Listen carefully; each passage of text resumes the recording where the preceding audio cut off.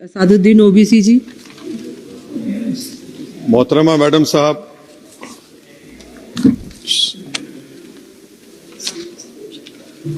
محترمہ میڈم صاحبہ، چیئرمین صاحب آپ کا شکریہ. میں اس مسودے قانون کے خلاف بولنے کے لیے کھڑا ہوں، اور مجھے کسی ایک نوجوان نے کہا کہ جب آپ اس مسودے قانون پر بولیں گے تو ہماری طرف سے اس ایوان کو پیغام دیجئے اس شعر کے ذریعے کہ ڈرا رہے ہو بھنور سے تم ان دیوانوں کو جو اپنی ناؤ میں طوفان لے کے چلتے ہیں. Madam, as our generation Z may say, somewhere between متروں to hello friends we all grew up. 2024 میں میڈم نیٹ اور نیٹ لیکس کا پیپر لیک ہوا. وزیر اعظم نے Radha Krishnan high level committee بنایا. نہیں معلوم وہ کہاں گئی رپورٹ جب تک عوام کو دستیاب نہیں ہے. اب وزیر اعظم نے نیلنکنی ہائی پاور ٹاسک فورس بنایا.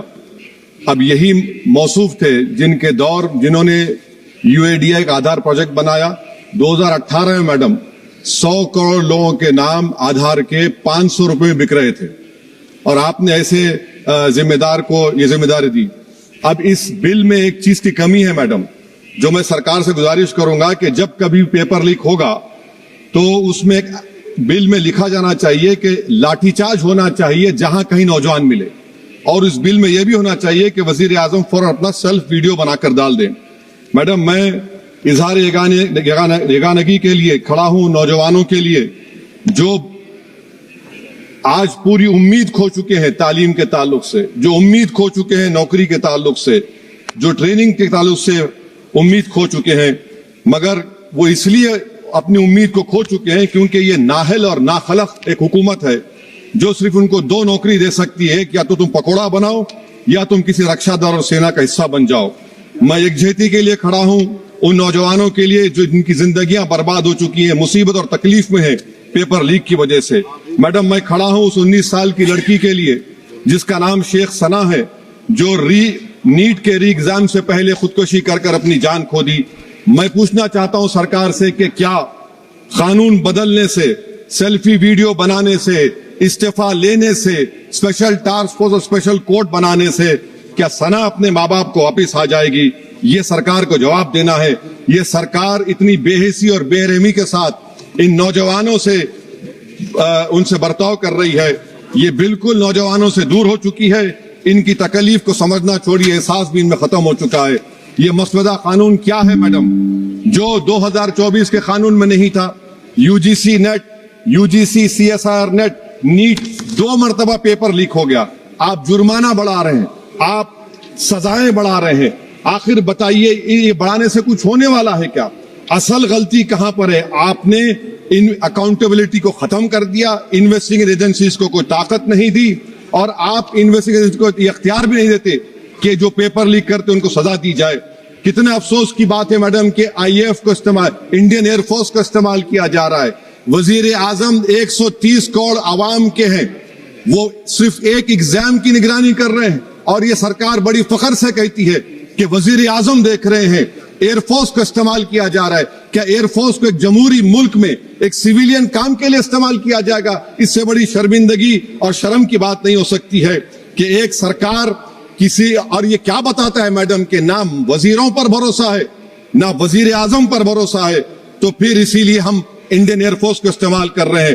میری میڈم، میری آپ سے یہ بولنا یہ ہے کہ اسپیشل ٹاسک فورس کیا ہے، ہائی لیول کمیٹی کیا ہے؟ پورا سسٹم خراب ہو چکا ہے. پورے سسٹم کو بدلنے کی ضرورت ہے.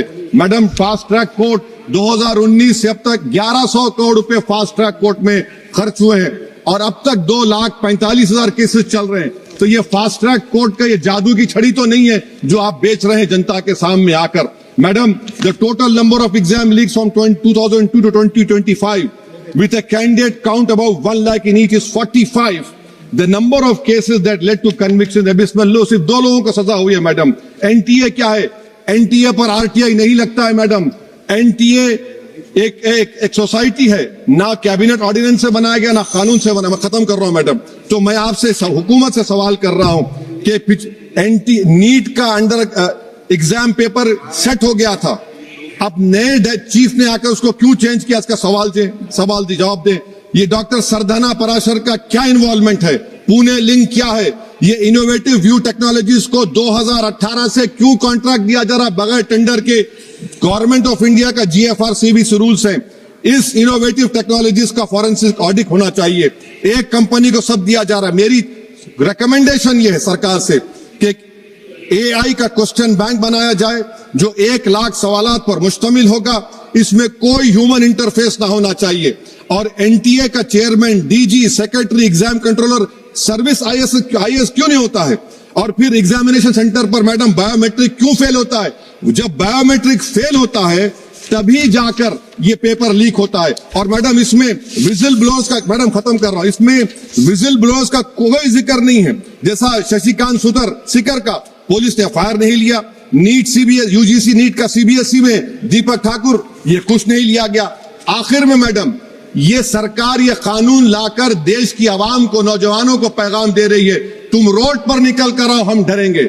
इस ऐवान में अगर हम ये पैगाम दे रहे हैं कि एतमाद इस ऐवान पे नहीं होगा, जो रोड पर निकल कर आएंगे, तो फिर ये तो हुकूमत को सोचना पड़ेगा कि अगर लोग एनआरकी में, प्रोटेस्ट में बिलीव करेंगे तो पार्लियामेंट में बिलीव नहीं करेंगे। मैं आखिर में मैडम नौजवानों से झूठ बोलकर उनसे माहिदा किया गया, सुप्रीम कोर्ट अब उन पे केस बुक करने की बात कर रहा है।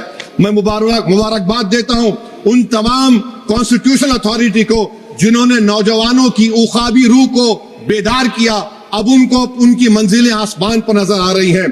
तो मैडम जो नौजवानों को यहां पर अनाप शनाप बक रहे थे, उन्हीं नौजवानों की तरफ से मैं पैगाम दे रहा हूं, किसी को अपने अमल का हिसाब क्या दें, सवाल सारे गलत थे, जवाब क्या दें। मैं ये जो जुल्म किया गया है, पैलेट गन मारकर, मैं खत्म कर रहा हूं, पैलेट गन मारकर 4 लोगों को उनके जिस्म पर मारा गया। जुल्म फिर जुल्म है, जब बढ़ता है तो मिट जाता है। खून फिर खून है, टपकेगा तो गिरेगा। और किसी शायर ने अच्छा कहा था, इधर आ सितमगर हुनर आजमाए, तू तीर आजमा हम जिगर आजमाए। आप नौजवानों को छोड़कर उनको अपना रिश्ता खत्म करके आप अगर हुकूमत करना चाहते हैं आइंदा 2.5 साल, तो मैं बड़े एतमाद के साथ कह रहा हूं कि आपकी मिस गवर्नेंस की वजह से कहीं खुदा ना खास्ता जो पड़ोसी देश में हुआ वो हरकत यहां पर ना हो जाए। उस आफत की दावत आप दे रहे हैं, ये इसीलिए मैं इस बिल की मुखालिफत करता हूं मैडम।